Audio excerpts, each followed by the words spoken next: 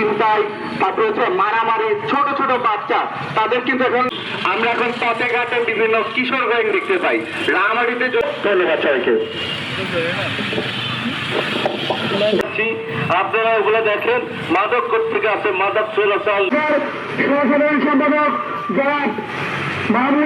মাদক আর কৃষক গ্যাং সমাজে শান্তি শৃঙ্খলা নষ্টের অশান্ত শহর হিসেবে গড়ে উঠবে।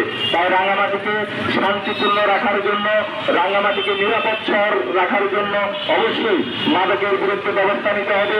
কিশোর গ্যাং নির্মূলে প্রশাসনকে কঠোর হতে হবে। আবার রাঙামাটি বিভিন্ন ক্লাব সংগঠন এবং সমস্ত তরুণদের আমি আমার পক্ষে মানব তুলে থাকে মানব